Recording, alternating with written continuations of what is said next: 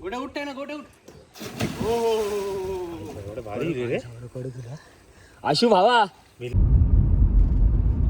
हे लोक गेले का रे बारक्या वगैरे घरी येऊन बसले होते. नमस्कार मित्रांनो, मी राज साळुंखे बिईंग राज या माझ्या यूट्यूब चॅनलवर तुमचं स्वागत करतोय.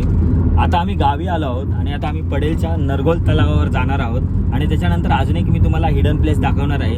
तर ही व्हिडिओ शेवटपर्यंत बघा. आणि ह्या व्हिडिओमध्ये माझे सगळे साळुंखे बंधू माझे 4 मित्र जे जवळचे मित्र आहेत, खूप म्हणजे जवळचे माझे भाऊ आहेत. त्यामध्ये आता आशू इकडे गाडी चालवतोय, बबलू आहे, केतन आहे आणि आमचे साळुंखे साहेब आहेत. तर आता आम्ही वाघोटांपर्यंत पोहोचलो आहे आणि ह्या आपल्या रस्त्याचं काम परिपूर्ण झालेलं आहे. बाजूला झाडं वगैरे यांची लागवड झालेली आहे आणि इकडचा जो विकास आहे तो आता सुरू झाला आहे आणि हे काँक्रिटीकरण आता पूर्ण टप्प्यात पूर्ण झालं आहे. आता विजयदुर्गला जे मोठं बंदर झालं आहे त्याचंसुद्धा उद्घाटन वगैरे होऊन ती मध्येच रोरोची सेवा सुरू झाली होती, ती काही कारणास्तव आता बंद आहे. पण याच्या पुढे भविष्यात इकडे खूप मोठं पर्यटन सुरू होईल आणि आपल्याला इकडे फिरता येईल. तर मित्रांनो, आता आम्ही नरगोलच्या मुख्य रस्त्याला आलो आहोत. पडेल कॅन्टीनवरून खाली जो उतार लागतो तिथे एक छोटासा ब्रिज आहे, इथूनच नरगोलच्या तलावाला वाट जाते.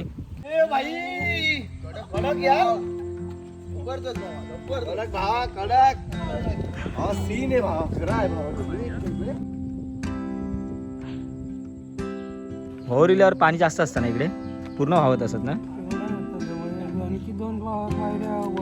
वर चढता. गणपती वगैरे इकडेच.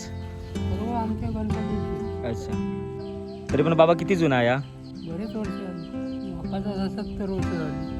त्याच्या अगोदर बसून. अच्छा, देवस्थान. आपली देवराई पण इकडे आहे ना? ही देवराई आहे ना समोर? संपूर्ण इकडे कुठे लवी वगैरे करू नको. ओके, करायचे असेल तर इकडे जा. ओके.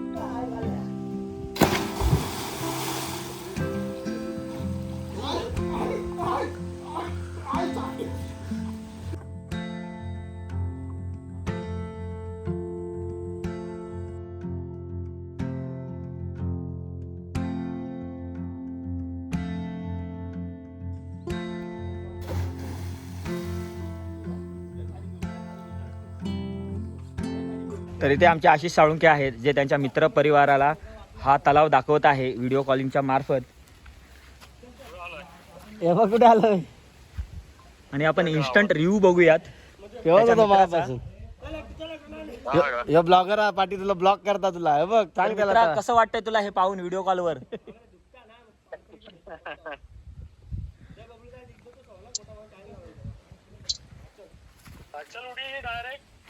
टाकली आता उड्या, आता येतील बघ भाई, लय उड्या टाकल्यात. आमच्या इथंच आहे. हे बघ भाऊ आहेत यांना आम्ही देशभरात सगळीकडे फिरायला नेतो. काश्मीर, कन्याकुमारी, लडाख पर्यंत आम्ही जाऊन आलो आहोत. तर ह्या टूर मध्ये एखादी रिस्क फॅक्टर येतो, जेव्हा एखाद्या कोणत्या गोष्टीची एक पहिली हिंमत करायची असते, त्यांच्यात यांचा पुढाकार मी घेतो आणि पहिला ट्राय मी मारतो. कारण मी जर सुखरूप राहिलो तरी माझे भाऊ सुखरूप राहतील. तर तू आता एक प्रयत्न करतोय, खाली जायचा प्रयत्न करतोय. मित्रांनो, हाऊस द जोश, बघा. तर भावांनो, मी इथून जातो पलीकडे, त्याच्यानंतर माझ्या मागोग तुम्ही व्यवस्थित रोड दाखवू.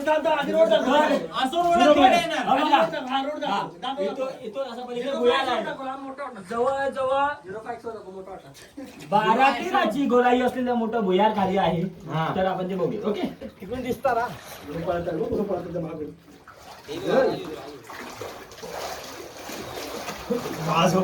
इकडे ये.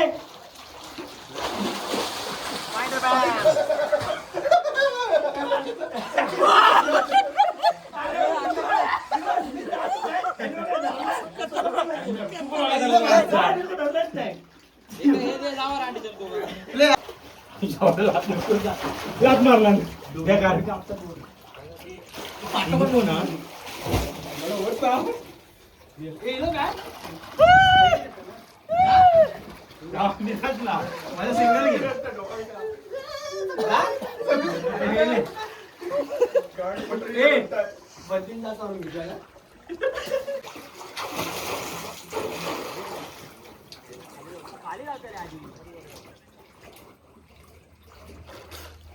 हा आमचा भाऊ 3 वेळा वापस आलाय. तर आता त्याला आम्ही शेवटचा एक चान्स देतोय. त्याने जर याच्यात त्याने जर त्याचा प्रयत्न किंवा तो अटेम्प्ट त्याने सक्सेसफुल नाही केला तर त्याचं खरं नाही. मुंबईला जाईपर्यंत आम्ही त्याची काशी करणार आहोत.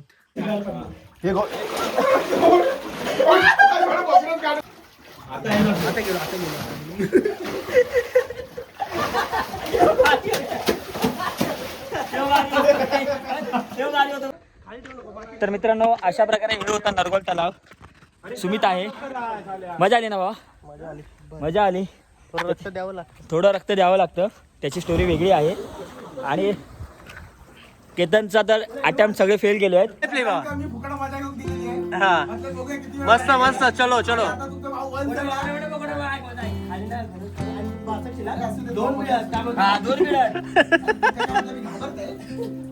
जा खाली जा. आणखी खाली बुड बुड खाली. राजूट राजूट राजूट राजूट राजूट.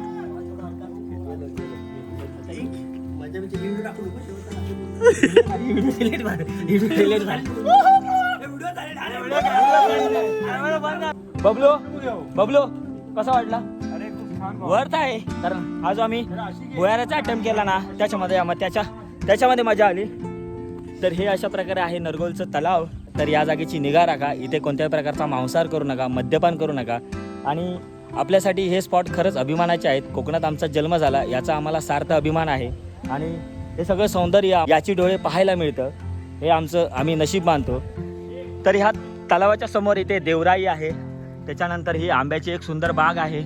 आणि ह्या तलावातून एका पाण्याचा प्रवाह हा खालच्या दिशेने वाहत जातो. तो सुद्धा खूप सुंदर आहे.